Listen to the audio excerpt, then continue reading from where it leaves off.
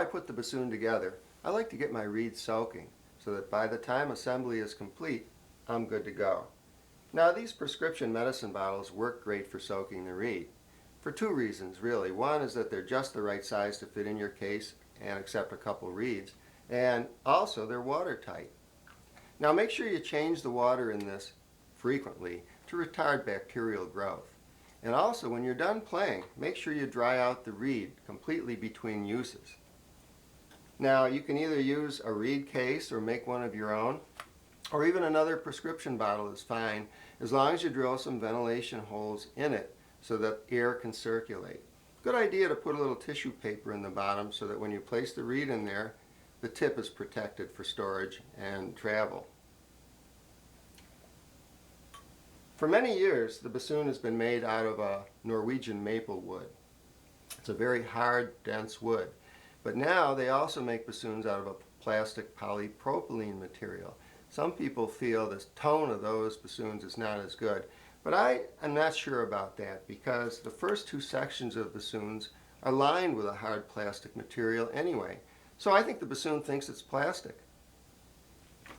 Now, as I mentioned, this is lined with plastic, which means you don't need to lubricate that wood. It's already waterproof. This is the first joint and closest to the reed, and it's called the tenor joint.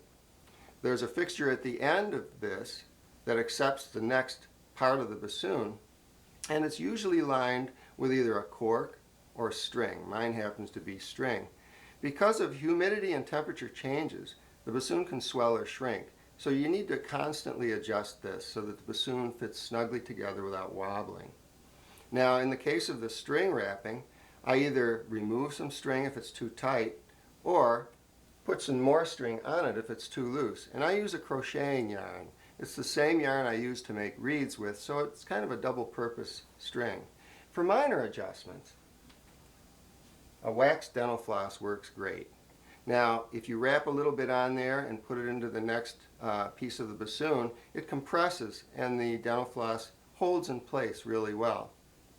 For further lubrication, you can get a cork grease that's available in music stores. In a pinch, you can also use a wax-based chapstick. I found it works great. Try to avoid petroleum-based Vaseline kind of products because it's too slippery. The bassoon can actually fall apart when you're playing it. This is the boot section, and I'd like to talk about it next. Notice that there are two holes bored into this one piece of wood, the smaller of which is still lined with a hard rubber material to protect the bassoon from moisture. The larger bore is not lined, mainly because by the time the air column reaches that point in the bassoon, moisture is no longer a problem. The smaller and larger bores are connected with a U fixture underneath this boot cap. Occasionally remove that cap to check and make sure that the seal underneath is tight, usually held by two screws and a cork or rubber gasket. Once in a while, just try tightening these to make sure that there's no air that can escape there between the two bores. Otherwise, low note production can really suffer. Let's put this back on, and I'd like to talk a little bit about the key work now. Every time I press a key on the bassoon, its action involves a series of pivot points, springs, and rods. Periodically, I brush the dust from under the keywork and inspect the mechanics. I check to see that all the springs are properly seated and that the action of the key indeed works the pad and making sure that the pad is securely covering the hole. Once a month, I like to lubricate each friction point on the bassoon, and there are a lot of them, with a small drop of machine oil. You can get this at a music store or even a hardware store. 3-in-1 oil is fine. Locate each post and rod assembly friction point and place a small drop of oil at each end. Then work the assembly so that the oil can penetrate. Because of the constant movement of all of these long rods, the screws that hold it all together can loosen.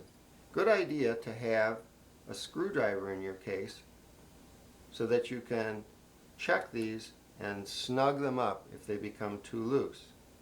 Make sure that you don't over tighten these because that can bind up the whole assembly and this won't function correctly. Now I'm ready to assemble the bassoon except for the crook or vocal and reed. We're going to take our two sections that we've talked about and put them together first. Next comes the bass section, slides in right next to the tenor section, and finally the bell on top. Each time I put a section in, I like to exert downward pressure and also wiggle the joint a little bit to help it seat. My bassoon happens to have a body lock which holds these two large sections together, and that's very good to have because it stabilizes the bassoon so there's less flex. Before I put the vocal on and reed, which are very delicate, I like to attach the bassoon to my body in some way to stabilize it. The seat strap is really the preferred way to hold your bassoon. Your bassoon may have a boot cap with a hole drilled into it to accept a hook, either from a seat strap or a neck strap, even a belt and hook assembly you can make at home. I happen to have a clamp that slides onto that boot, and today I'm just going to use my neck strap and hook it on there. Now, when you sit on it, it really does stabilize the entire bassoon. And the reason a neck strap is not preferred is really because it puts a lot of weight on your neck, and also because this hook is at a bad leverage point. It transfers a lot of weight onto your left hand and arm, making it more difficult to move those fingers easily. We have a vocal that's very delicate, and the reason I want this all adjusted first and secure is because I don't want to risk breaking this when putting it on and then trying to put my bassoon on. So what we do is insert that last. Very important because this is such a delicate tube that we don't press here and put too much stress and flex onto a solder joint that runs the length of this tube. Try and push with your hand in line with the bassoon, and when you twist and press now, you're not flexing this joint, which can eventually open up, creating a leak. Even if you patch that joint, the vocal never sounds as good anymore. At this point, it's important to check a couple alignment points. Each time you assemble a bassoon, there are two alignment points you need to check. The first is this very long assembly, which ultimately closes the final hole in the bell. Make sure that these two sections line up. The second is important all the time, and that's the whisper key assembly, which closes this hole in the vocal. It's operated two different ways. The first is with your left thumb pressing the whisper key, which operates this lever and the long rod and ultimately closes the hole in the vocal. You may need to add or subtract material to this lever, either string or cork or whatever you choose, so that it indeed functions correctly. Now, if we move down and direct your attention to the boot joint, that assembly is also operated with your right thumb by pressing what we call the pancake key. When you press this, there are two levers involved now, and you may need to adjust this second lever assembly with either string or cork so that it operates correctly too, making sure that when you do press that pancake key, the pad underneath completely seals on that hole and at the same time closes the hole in the vocal.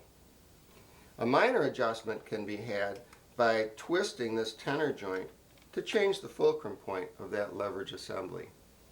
Finally, there's one optional part to the bassoon, and that's called the thumb rest. That attaches to the boot joint and serves to stabilize and position your right hand while you're playing. Now, about 50% of the players I've come across don't use it, and in fact I don't. But you should try it both ways and see which you prefer.